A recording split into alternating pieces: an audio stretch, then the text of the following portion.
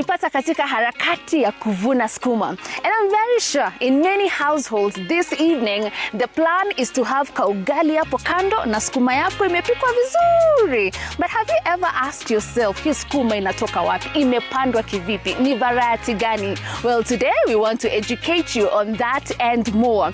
We've come all the way to Kiambu County. Here we are going to meet a farmer who's going to be taking us through the lessons of growing skuma ama kales ukipenda. Now this particular farmer is very particular on growing the indigenous variety.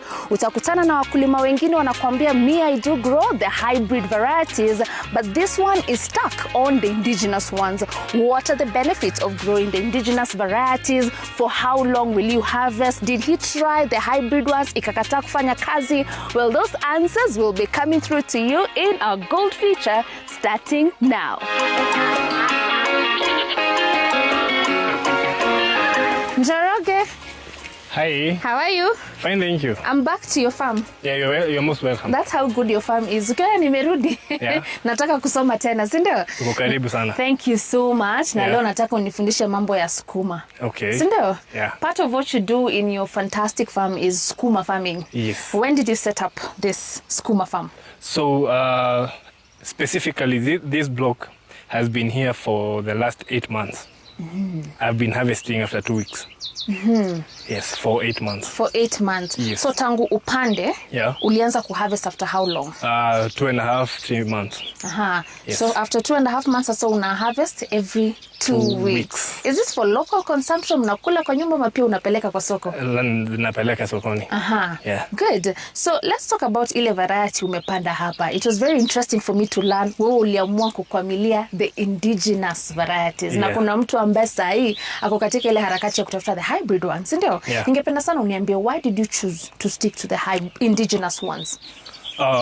One thing that made me stick to the indigenous skuma is that it's resilient to diseases, and it stays for long on the farm. When you maintain it well, you'll harvest it for a longer time than the hybrid ones. Not saying that the hybrid ones are bad, but for me I chose the kienyeji one. You know, I get the seeds from my farm and they do well. Yeah. So had you tried kupanda hiyo hybrid kidogo ndo ukaona ai ni kama sipelekani nazo vizuri sana? I had tried for a while. Nikaona they hazikai sana kwa shamba. You harvest for like 6 months, the yields start going down. Then you have to plant some new plants. And for the kienyeji, they can even last for more than a year. Yes, when you maintain them well, they'll do well. They'll serve you for a long time. A long Sasa time. nataka unipeleke tu ile step 1. Si ndio nataka kuelewa mbegu ya kienyeji unatoa wapi. You know the hybrid one, you know I have to go to a certified space Yeah. na ninunue mbegu yangu. But for the indigenous ones, unapatanga mbegu yako aje? Now, for the indigenous one, it's very simple because you know kuna ile wakati inafika mimea inatoa maua. Now because they are not hybrid, zinafikanga season zinatoa maua. So unapata zenye zimetoa maua, zinatoa mbegu. So unakata those plants, you dry them. When you dry them, you get the seeds. Right. Yes. So hii yote kuna wakati nitakuja nipate iko na maua. Yes. Do we yote have utapata any ni maua. that we can see? We have one here that has started. At what point do you get the maua? Ni kama bado skuma inaendelea kumea ama ikishafika mahali ya imei tena? Maua inakujia wakati upi? It's a season. Okay. Like kama venye matunda inafika mahali inatoa maua. Okay. The same thing happens to skuma yenye sio hybrid. The hybrid ones don't have this stage. Flowers. Okay. They don't have flower. Okay. But hizi kienyeji, they do flower. Okay. But pia kama uko na mbegu mzuri ya kienyeji, haita flower yote. They'll only flower a few. A few plants. So what's the joy of a farmer? For them to flower or not to flower? To flower a few. To flower a few. A few. Okay. Okay. All right. Because you'll get seeds to plant the next season. Yeah. All right. So ikiwa flower hivi, at what point will we now get the seeds? It's not yet ready to produce the seeds, though you can see these two small buds.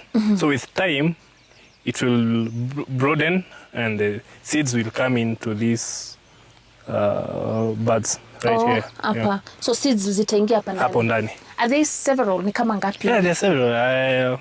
Like 10.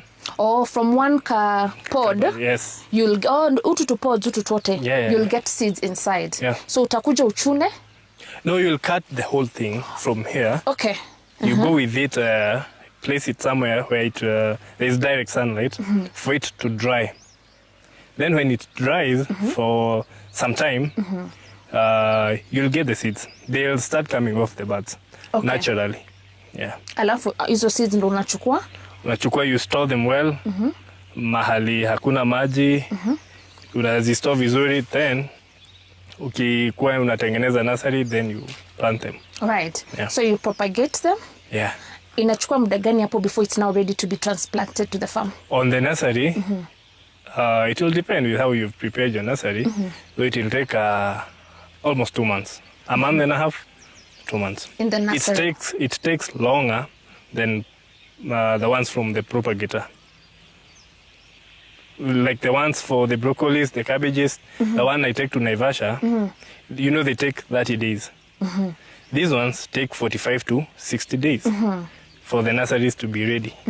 So now from there you transplant to the farm. Right. Yeah. Sasa tukisha transplant hiyo 2 months, tumemaliza. Yeah. You've done a good job. Yeah. You have your seedlings ready. Tukikuja hapa kwa shamba, spacing inakaaje? Tunachimba shimbo yenye iko how deep? Please take us through the planting process. So you identify the block you want to plant. You apply manure, then you dig, you flatten the land. Now you have to put the holes. How deep are the holes? Not deep, some inches deep. Like let's say 4 inches, around 4 inches deep. Then you'll put now fertilizers, maybe DAP. Or some farmers don't use when they use manure ya ng'ombe, unapata wana avoid kutumia fertilizer za dukani. What do you use yourself? I use, it will depend with the season.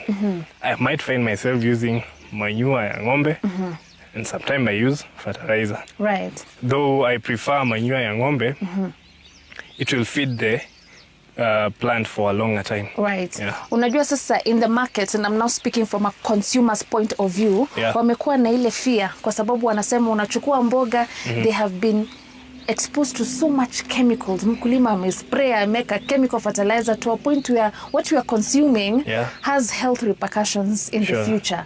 How are you trying to sort that concern in your farm? Me as a farmer, I have a spraying calendar. Like if I'm harvesting in 2 weeks, I'll spray right after I harvest. After I harvest, I spray. Then they stay for like 2 weeks for the next 10, 14 days. Then I harvest again.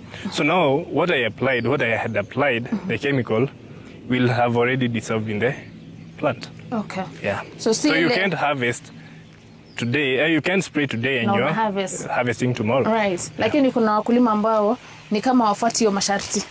Kuna wenye wanafanya mambo zao, but because pia mimi nakula hizi, I can do something, I can grow something I can't eat. Right. Yeah. Good. So let's talk about the husbandry, kuchunga weeds hapa kwa shamba. Yeah. At what point do they start, appearing in the farm, and how do you control it? Ndo uhakikishe pia your competition between weeds and the main crop umeshughulikia vizuri.